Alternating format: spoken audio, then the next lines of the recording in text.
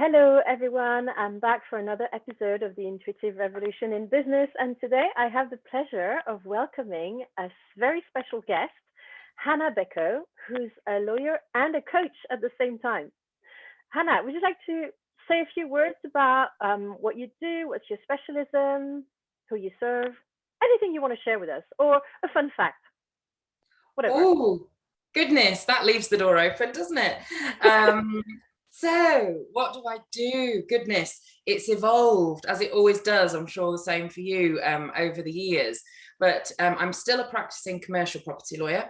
I've been practicing within my own business for the last nearly 10 years now, which is how I got into the world of business ownership, I suppose, as opposed to sort of traditional law firms.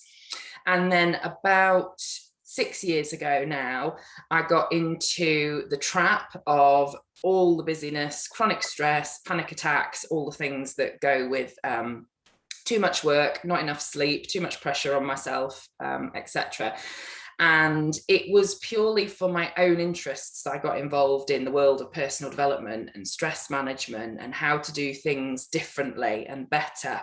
And then when I found out all the things that are available to us and how I could completely transform my life and my business to something that I really loved again. I just thought it was too good not to share it with other lawyers, and that they needed it so much, because it was only then in my own sort of world of stress that I started to research and understand just how bad the problem is for the legal profession. I didn't know before. I just thought it was me, as many people do.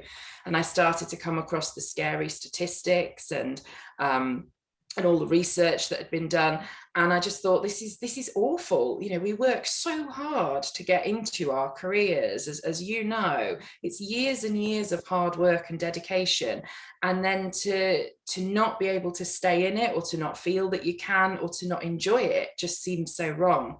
So that's how I got involved in the coaching, mentoring and supporting the legal profession with all sorts of things, from speaking, writing. I have podcasts, and coaching, and also going into firms and training internally as well. So that's how I got involved in all of that, and I absolutely love it. Love doing that work. You know, I wish I had you years back, because the level of stress I had was just phenomenal. And I had probably a very good resistance to stress. So I actually pushed myself further than I should have ever had. And then once you cross the threshold, it's too late. You crash, yeah? Mm. Yeah, it's interesting you say that, actually, because I think you're absolutely right. I mean, there is a huge resilience to people who go into the law, because, you know, as we know, it's not easy to get into. The studying, the application process, you know, it's not for the faint-hearted. You know, you are pretty resilient to get into it in the first place.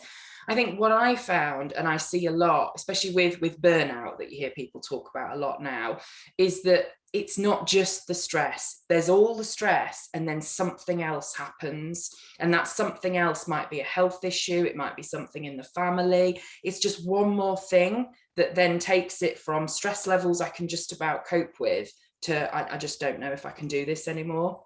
And I think that tends to be what happens. I mean, that's what happened for me. I was loving my business, even though I was stressed out. And then my dad phoned to say that he'd been diagnosed with cancer. And that was it. I just couldn't take anymore.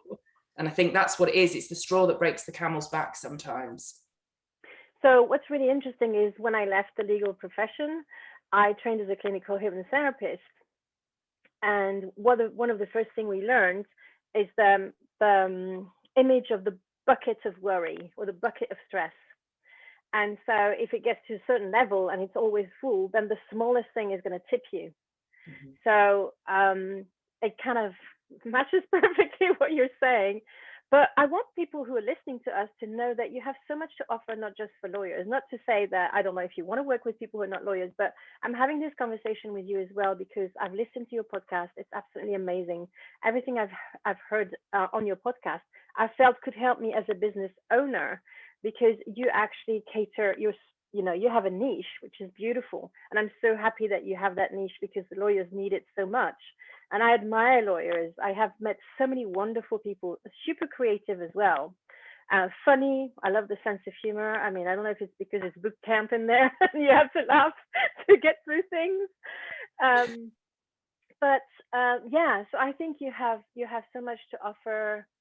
Your wisdom is really precious. And one of the things I loved all of the episodes, but I love that you brought in this partner in that new law firm that manages things radically different. And I was like, oh wow, I wish maybe I was a lawyer again. I want to go back. But no, this is not for me. I've definitely branched out of the legal field. So yeah, but I think it's really good. It's really good what you so you said what led you into doing this.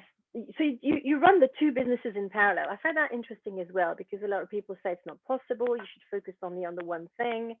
How do you find that?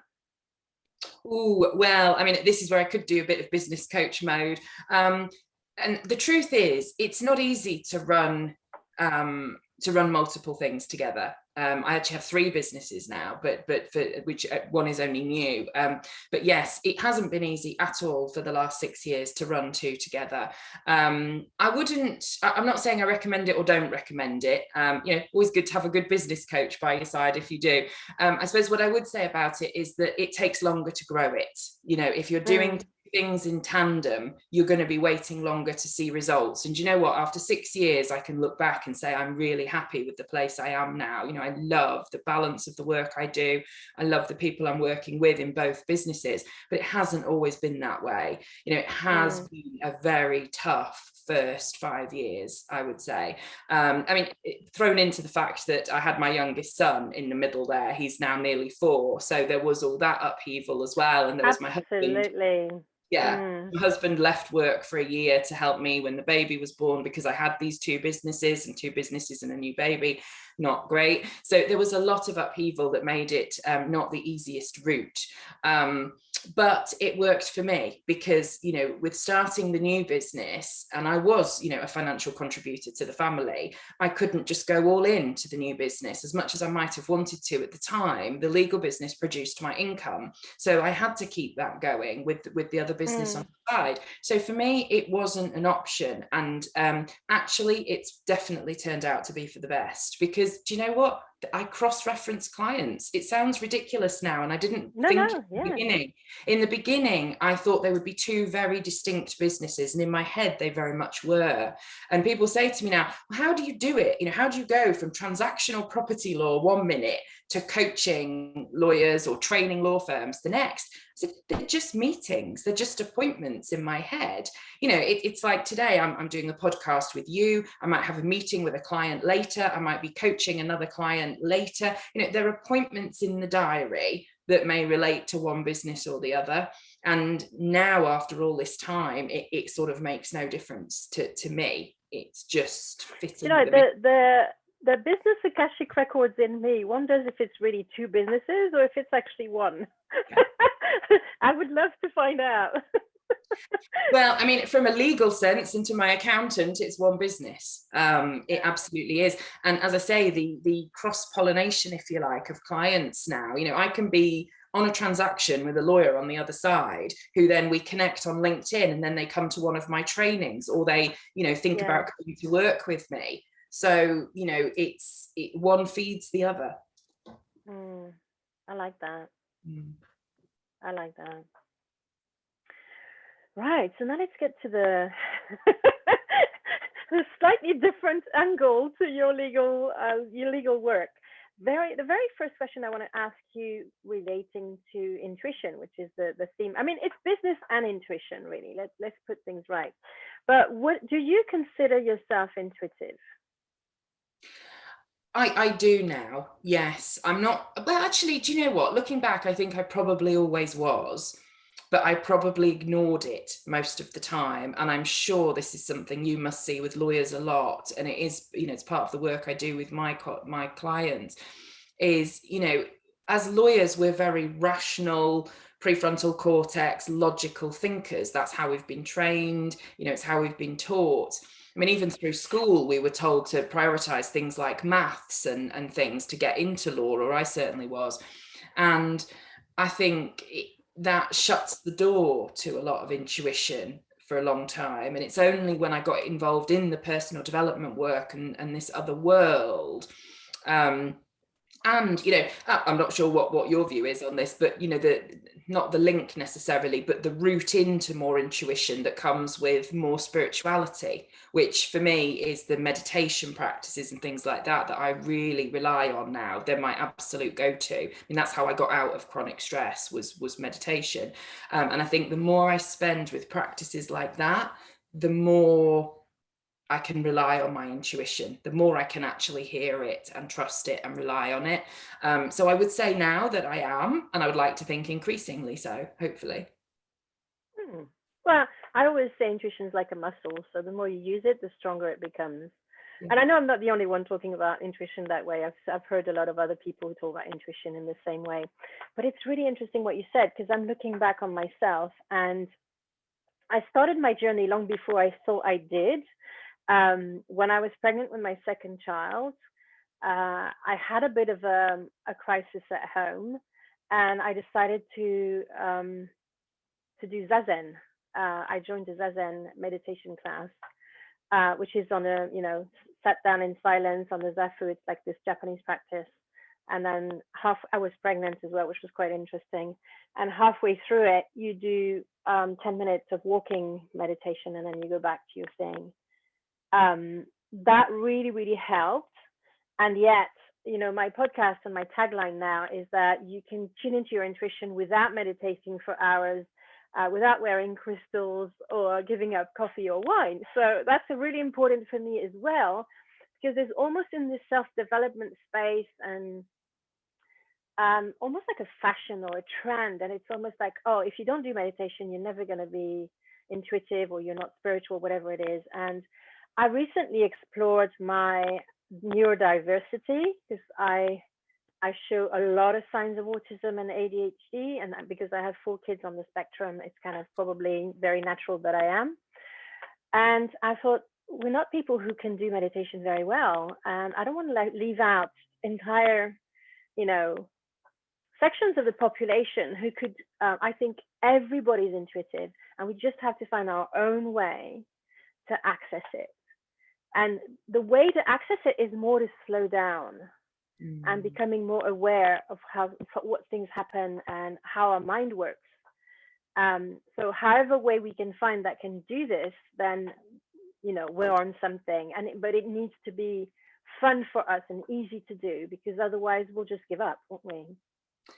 Yeah, no, I think you're absolutely right. And it's interesting you said that about your journey, because I often forget that even before I started my journey of personal development, I did hypnobirthing with my second son. So after a not very good experience with my first son, who's nearly 12 now, when I was expecting my second son, I was adamant that everything had to be different. And for me at the time, who I am now, it wouldn't seem like a vast departure, but who I was then, full-time lawyer, that was my life, didn't know anything else. And then suddenly I'm looking into home birth, reading all the books, hypnobirthing, all that sort of thing.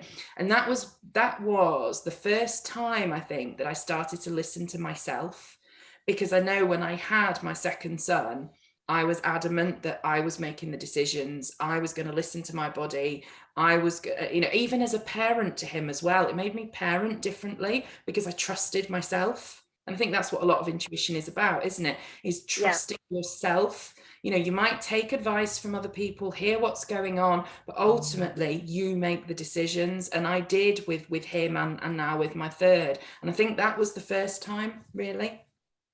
You know what? You've touched upon something as well, because it's exactly what happened with me. My second birth, I decided I was going to take control, if that's possible, but at least a bit more.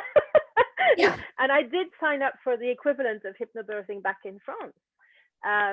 So yes, I think that it's kind of started to seep in, I suppose. And I also had a GP who was a yoga teacher, and she was amazing, and I loved her to bits. And after all that stress I went through in my second pregnancy, she recommended that I go see a shiatsu massage. And then the shiatsu massage, after a while, I started having experiences when she was massaging me. I could see colors in my head. I hadn't realized I always saw purple in my head, but when she did the massage, it turned to greens and blues and all that. And I had no one to talk to about it. I was like, what on earth is going on? And I assumed everybody did that. Everybody could see colors in their minds when things happened. But I suppose not, because I don't know. Does it happen to you? I don't know. No, doesn't happen to Does me. it ask anyone this way? Exactly. Okay, so we've established that it doesn't happen to everyone. Yeah. And from there, I had this curiosity. I also brushed death 3 times before I moved to the UK, like really, really close. And that was a wake up call that I was too stressed. I mean, I had a nodule that grew on my throat that nearly suffocated me within like 2 days. I had to have emergency surgery, all sorts of things. And so I started realizing that my body was trying to tell me things and that I'd better listen. But just like you, I just didn't trust myself at that point. Well, maybe you did. I still struggle to trust myself, even though when I know, I just know. Does that make sense? Mm-hmm. And like people think I'm super stubborn, completely irrational. But if Yes. I know, I know, and I just Yeah. know, and there's no way Mm-hmm. you're going to move me, even if I can't explain. Yeah. And I could see looking back that that's how I did law as well. I knew from the moment I was given a case or a project how I should run it, what I should do, even though I was always given things that people had never done before, which was quite lucky because I get bored easily. So I was in the telecom industry, and it went from like this governmental kind of managed thing where you had terms and conditions for everyone. And in the business area, it started to become more commercial. There were lines that was installed for specifically for businesses, and then so you had to put contracts, creating communication networks, all that sort of thing. And I was put on making those contracts for the first time, and that was a lot of fun. I knew from the start how to do it, even though nobody had done it before. But I never questioned it. It was like, because it happened so naturally for me, I never even knew what intuition was, and I didn't even consider myself intuitive. But then what happened is, as time went by, I was able to kind of justify everything that I'd done through a bit of research or through some sort of. So it was more that I had the solution first, and then I found the law to back up what I was doing. But Yeah. most people did it the other way around, and it's kind of interesting to look at it that way, isn't it? Look at my hands; I'm like, really excited. Oh, no, it is. But do you know what? I'm just sitting here thinking, what a loss. I mean, I know you love what you do now, but what a loss to the profession that was. Somebody who just knew, you know? Thank you. Yeah, thank you. And it's actually what one of my closest colleagues in where I worked said to me. She said, like, well, she thought I was crazy. She didn't know the whole story, that I was actually spat out by the whole system. I was kicked out because I was not compatible anymore. Yeah. I had grown so much over the years, and I tried desperately to bring more spirituality, intuition, human interaction into the law, but it didn't allow me to do that at that point, and not in the context that I was. So that was innocent. But enough about me. Let's go back to you. How do you receive your intuition? Did you know? You don't have to know. But I believe I hear, sounds silly, doesn't it? But I hear it as a little voice. And I don't necessarily mean it's literally talking to me, but it's a part of me, and it's still, I suppose it is difficult to explain, isn't it? But yeah, it is. It's that part of me that's telling me, it's me supporting me. It's telling me what I need to know, what I need to do. I suppose that's how I hear it. It's a feeling as well, very much. I mean, I feel as though I almost hear the words a lot of the time, but it is a feeling too. It's sort of, you're looking at this option or that option, and there's a feeling towards which option it should be, etc. So yeah, it's a feeling, or maybe like a voice, but that voice is me. Well, that's how it feels. yeah, that sounds. I mean, that sounds perfect. Why wouldn't there be a wiser self within you, right? That knows better. Yeah. I think I love how you put it, and I love to listen how what words they use to describe their intuition, because it deepens my understanding of the variety of experiences, because there's no right or wrong. We all feel it differently. Yes, yeah, but I think you know we've sort of touched on it, and you've asked about it already. But in terms of the past and what our experiences and things, but I do think looking back that it really has always been there. I always think going Oh back to yeah, being a child, I very much had the same sense, and I think this is where I talk about this in some of my work when I talk a lot about authenticity, and I talk about how part of my journey was going back to me as a 6, 7 year old, because that girl knew herself. That girl knew who she was, and and so much of that person I lost through life's journey, as you do. And to get back to that is where all the work I do now comes from, if that makes sense. But yeah, that it little voice, does. that strength, if you like, that, because I believe there is I'm sure you do, there's a strength in your intuition and in listening. As a younger person, I did that, but I lost it when I joined the world. Yeah, I can see that. And if you don't mind me sharing mine, it was about the same age. And how I discovered that is I was so curious of all the things I never gave myself permission to explore. So I signed up for a mediumship intensive 1 week course. And even though I had no intention of becoming a psychic medium, because that scared the wits out of me and I just didn't feel comfortable with it, when I looked back, I realized that when I was 8 years old, I had this wisdom that would come out of my mouth. Basically, how my intuition works is you ask me a question and I answer it. But I know that the answer is much wiser than what I would say normally as a person. And I remember an instance when I was 8 years old, because people always came to me for comfort, even though I was a misfit and a bit of a weirdo and kind of a, and I remember being with that person and saying those words and thinking to myself, this is this is wisdom beyond my years. I'm not wise enough at 8 years old to say this. And that's how I kind of unraveled the whole thing, knowing that, just like you said, I had it all along, but I lost it. And the way I see it is I lost it through the educational system, Yeah. through through schooling, because school is the emphasis is so much on the intellect. There's nothing for intuition to flourish there. And the little bit around art that could be there doesn't cater at all for that. But it's also through art that I also tapped into my intuition a lot more when I left the legal profession. I embraced my inner artist fully, and that was also very powerful. It's actually, I started much earlier than that. And again, I did mosaics because it kind of switched my mind off. When I did drawing, I was overthinking too much. And the first piece I did, I looked at it and I was like, where did this come from? I have no idea, because I never planned anything or anything. And again, it was that almost, I'm going to use the word channeling, even though I don't like to use it too much, because I think it's a bit of a charged word. And people think that if you channel, you're out there. And I want people to understand that I believe in grounded intuition. Yeah. But that's where creativity comes from. You suddenly write a song. Where did it come from? You don't think your song.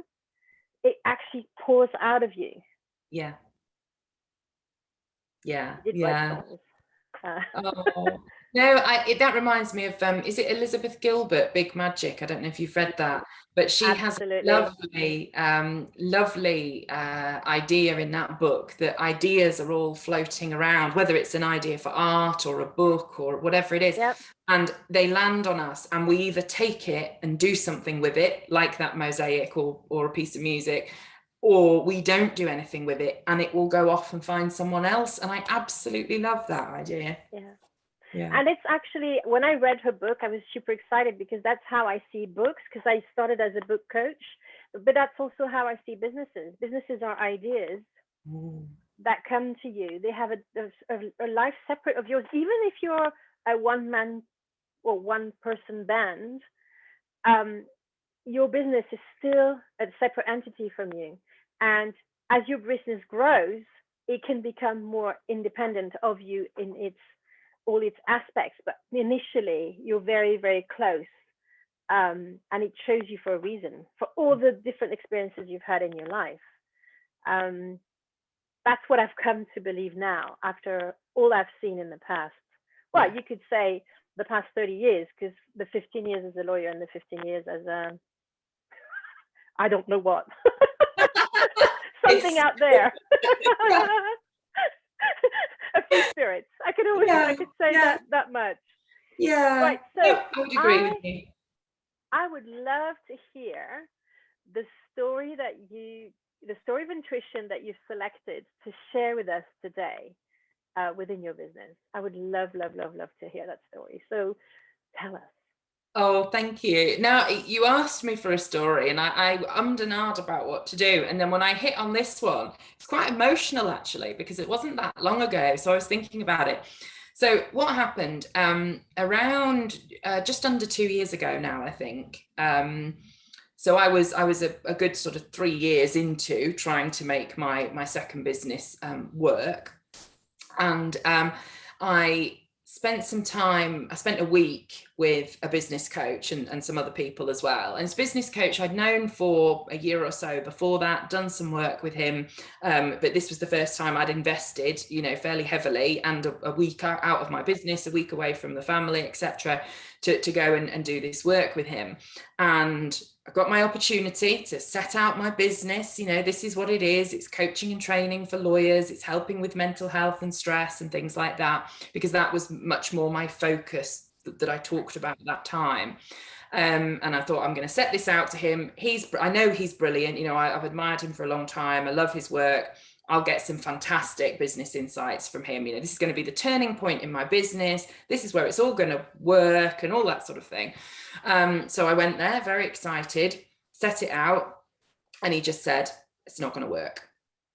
He just said, there's no way. You are not going to get lawyers paying for mental health and stress support. They'll take it from you for free. You can do it as a hobby business, like you've been doing, pretty much is what he said. You can do it as a hobby, but you'll make money in your legal business. Just forget this, work in your legal business, make money in that. And I was, oh my goodness. I managed not to cry in that environment. But once I got back to my hotel room, I was talking to my parents, my other half, even my assistant in the legal business. I was speaking to her saying, you won't believe what he said. And she was so angry, bless her. She's a huge supporter of mine, my legal assistant. She's been to lots of my trainings. And she said, no, your work is brilliant. It's so important. People need it, And it was so hard because, I'd almost made this decision before I went that I'm investing heavily in this to take a week out of my business. So I wasn't earning. I was away from the family for that time, what he says I will do. That's what I'd said to myself. He's the expert. What he says I'm going to do. And basically that was the decision I was left with. Do I do what he says, which he says, if you want to be successful, go all in on your legal business and do this as a hobby, and that's it. And I couldn't, the more I listened to these competing voices of, well, he's the expert. You said you were going to do what he said, versus this really strong, and it was an emotional reaction. It was that's what it was just, no, he is wrong. I know he's the expert. I know he's far more experienced in business than I am. And maybe in some ways he's right, but he's wrong. That's not what I'm going to do. That's not what I'm supposed to do. This is needed and I must keep doing it. And that was nearly 2 years ago. And, really it I say exploded, but it sort of has exploded in the last year. So I love that you listened to your intuition. Oh my goodness. And what a lesson. What a lesson. Yeah. You managed to stand up to an expert with it. This is just so good. But what happened the second day of that week? You had 5 days to go and the guy had just kind of, did you just leave and he gave you a refund, or did you continue with the course? Or no, I didn't leave. It was hard. It really was. It was hard to go back the second day. But there were 50 other business owners there, and so there were a lot of people to learn from and speak to. And I'm a huge believer in that. We get whatever we can out of all these things that we do, Absolutely. whatever we choose to invest in, sometimes we might turn around and say, was that the best investment? But I always like to think I got something from it. And I made some great relationships with people, and there's other business things that have come out of that event since, which is all good.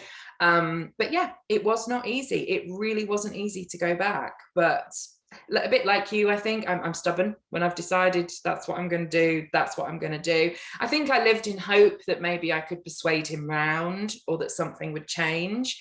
That didn't happen. I did not persuade him round. Although, to be fair, I did speak to him about something slightly different in terms of my legal business and my what I was doing with that. And I did get some fantastic feedback from that I have used. So I have used something valuable in the business. Yeah. You're a legend.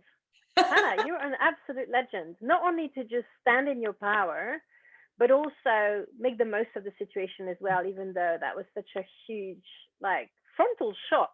Like, I think it probably felt like a car accident or something similar, in the sense that you hit that brick wall of someone who says something to you, and you've got to question the power you give out to other people who you call experts, don't you?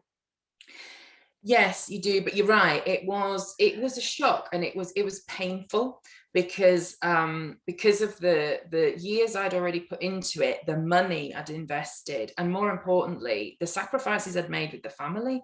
The trainings, the time away. Very young family at the time I started the second business, and everyone questioned it. My husband questioned it, my family questioned it. So I went against almost all those people to create this business. And so, yeah, you're right. It was painful, but it's all worked out for the best. Well, what I can see from the bigger picture is that every time you try to get approval from someone else, you were pushed away so that you go back to you and trusting you. Yeah, So you're people right. often serve us by being, they're kind of messengers from something bigger to give us a message. And I think you finally got it. This like final, no, you're not going to get approval from me. Yeah, I think that's right. I think you're absolutely right, because nobody did get it all these years until now. Until now, they can see it really, really Because work. you did it. But that's because you're Yeah, a pioneer, right? yeah, yeah. And I have the same feelings. When I left the legal profession and I trained as a clinical hypnotherapist, I had the same business idea as you. And I called it even healthy adrenaline, Ooh. because I felt that lawyers were like, and I even trademarked it, it was like, I was ready to go. And then I thought, no, I'm not meant to do this. And it's probably because it was you. Or maybe the Oh, idea left me and went to you. Who knows? yeah. But Oh, I know in my bones it's a good idea. It's a very sound. You can feel it, and you felt it, and I honor you for that, because yeah, it takes a lot of courage. I talk a lot about, in my EPIC framework, one of the C stands for clarity of what you want, clarity from your intuition, courage, because intuition without courage is nothing, and then confidence. And you build the confidence by taking action, which you did as well. So yeah, I'm just like, oh, thank you. I bow to you, Hannah. Oh, no, that's so kind. Well, it's interesting you say about courage. And it's always felt like I didn't have a lot of choice. And maybe this is a part of intuition as well, because, and this might sound silly, but I've said this to a few people, I feel the pain. It makes me, I feel the pain that the profession is in, and Yeah. that the clients that I work with are in. And so I don't feel I have a choice. Okay. Someone has Yeah. to help. Yeah. And you know what? I can see that lawyers are in a lot of pain. And very often, we were talking about this with one of my only lawyer friend that I've kept from my lawyer's days, of how, well, I mean, it might be slightly different in France, because in France, there's two main ways to go into law, okay? One is because you've come from a family of lawyers, so it's a very traditional, like my dad was a lawyer and his dad was a lawyer, and so it's like traditionalist. But then in France, at the time anyway, when I was studying, there's another part, which is I can't be an engineer, so I'll be a lawyer because it's the next best thing, Yeah. right? And so that's a bit, that's not exactly where I went, because I could have been an engineer. Um, in my case, and again, I'm talking about me, I'm sorry, but in my case, it was because I had other dreams, and my parents convinced me that my dreams were not um, really realistic, or that they were not the responsible choice. So I went to see a career counselor, and she said, "You'd be good at law and languages." And she was right. I did extremely well. Mhm. But it was never something that I thought, when I was 5, when I'm big, I'll be a lawyer. No, I didn't even know what law was until I studied it. I was like, what is this thing? So because there's main two options. Um, where was I going with this? I don't even know. Uh,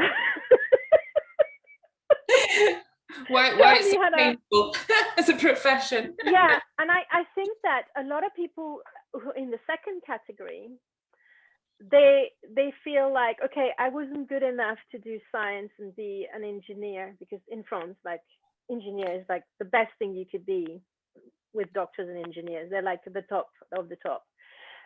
So you try to prove yourself, because you're not good enough to be something. So you try to prove that you're good enough to be a lawyer, basically. And these are people who usually work very, very hard, Mm. compared to other students. I mean, my goodness. And I was doing 2 degrees at the same time, translation and law, and they made no, what do you say? Like, we had no adjustments from one school to the other, from one place where we studied.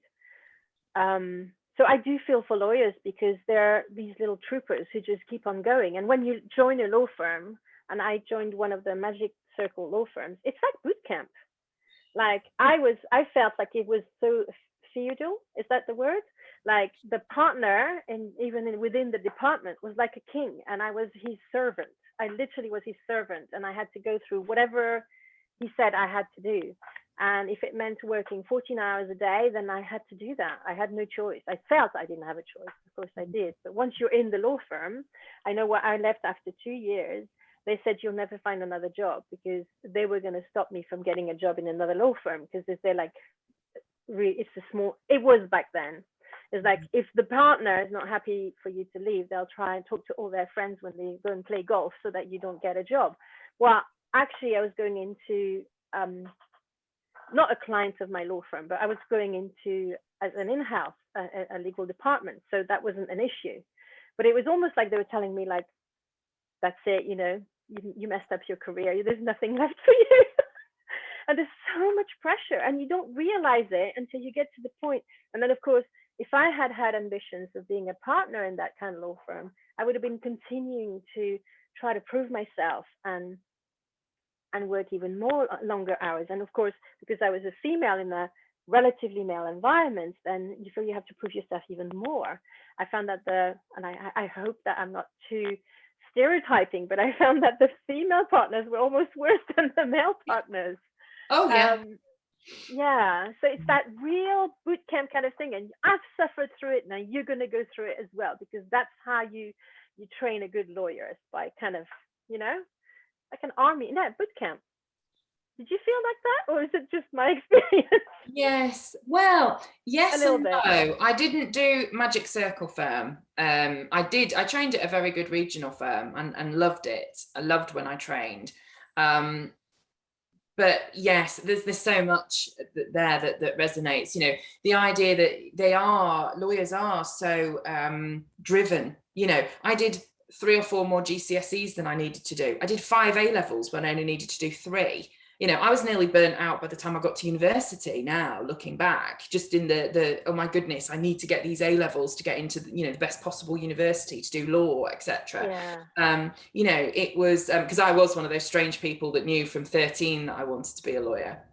That was straight away. As soon as I thought about careers, I want to be a lawyer, only because I wanted a desk, a computer, and a briefcase, and I didn't want to be a doctor. So that left law. Okay. Yeah. That was it. But I was determined. That determination, that stubbornness that I've realised I have as well. Is just that I decided, and that's what I was going to do, and then the hard work came after that.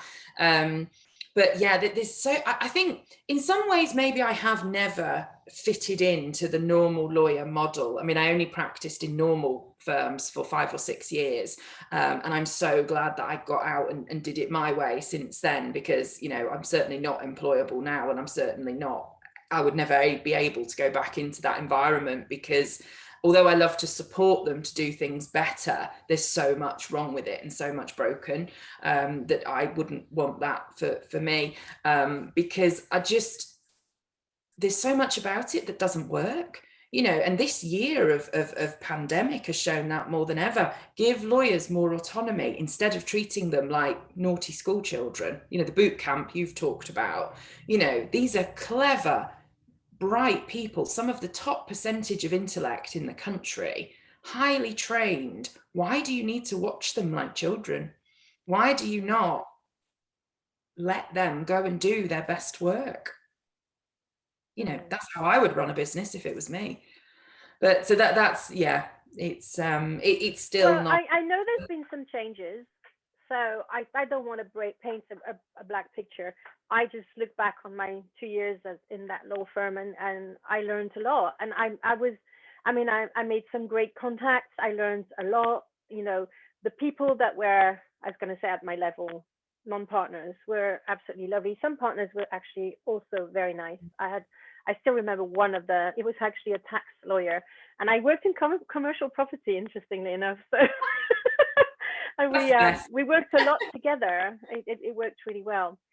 So I just wish for the legal profession to move into the direction of being more, how can I say, supportive of their staff, and welcoming more the intuition thing. But the funny thing, Hannah, I was shown in October 2017 that I would go back into the main business world.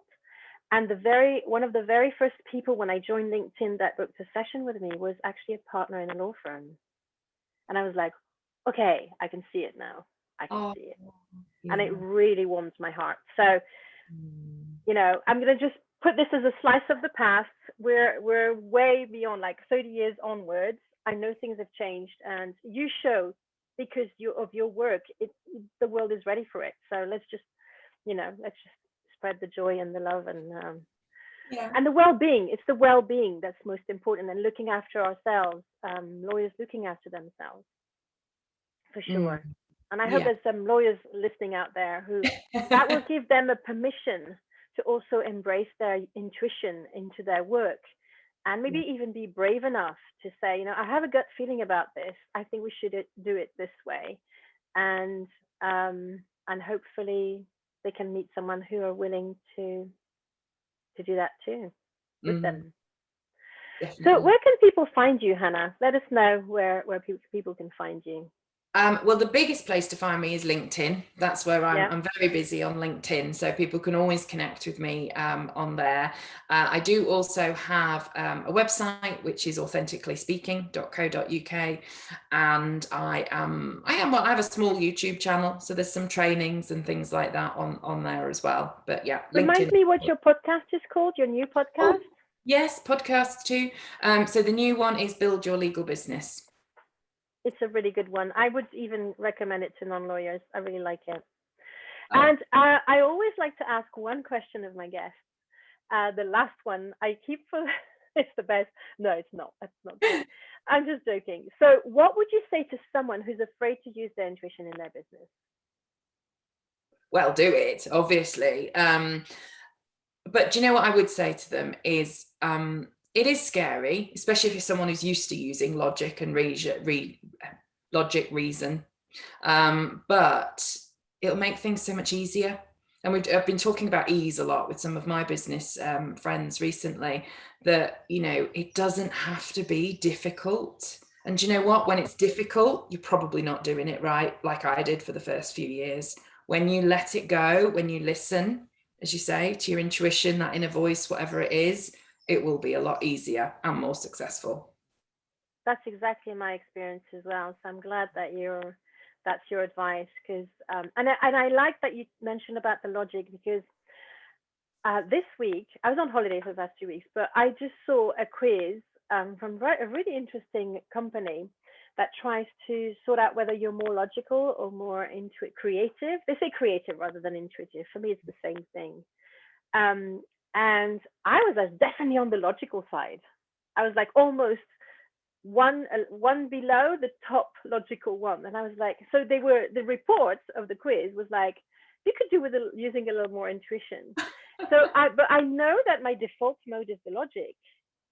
But I also know from experience, it has been maybe harder for me to trust my intuition for other people because law is so structuring, it's so logical, even more in France than in the UK because we have the Napoleon Code and everything is logic. It's like really based on almost like maths or like rational thinking. That allowing intuition to come into that takes a lot of stretching, I would say. It's like if you put the image I'm being shown, which is really funny, is putting someone that's rigid into a yoga class. So I think that's probably how it feels for lawyers. It's like joining a yoga class and looking at everybody being able to touch their feet, and you're like that, and you're like, I'll never do it. But no, do it, because it will do you Yes. good. Yeah, but it can be baby steps. I like your analogy there. Put somebody who's never done anything flexible before into a yoga class, and they're gonna feel like a fish out of water. And lawyers don't like that, so they probably won't even go. And I think that's what I've known. And again, this comes to intuition. Before I even started the business, I literally had the aha moment. I was sitting in a seminar listening to a life coach, and I thought I could do that for lawyers. And it was literally, I ran up to him at the end and said, oh my goodness, now I know what I'm going to do with my life, thank you. I think he thought I was crazy, but that moment I saw that I was going to be that bridge. I was going to be the bridge between the legal world that didn't know any of this and doesn't get it, to me who does get it now, and show them that there's that way to join the two together. Probably very similar to what you do. I love it so much. Thank you so much. And you know what? My younger self is really thanking you for what you're doing. Oh. Right. I could talk to you for hours, but I think we need to come to the end of this interview. Thank you so much. People, I will put all in the show notes. I'm a little bit late on my show notes thinking because I've been away for 2 weeks. But as soon as the show notes are ready, you'll be able to find all the details for Hannah. And she's, thank you so much for coming. Maybe I'll have you again soon. I don't know. When your book comes out. You got a book coming, aren't you? Yes, I have. Yes, The Authentic Lawyer. It is 2 years behind schedule, but everything happens at the right time, I think. So it will be coming. I love the title. I love the title, The Authentic Lawyer. I'm going to be looking for that one. Okay, thank you everyone for listening to this interview, and I'll see you again next week. Bye for now. Bye.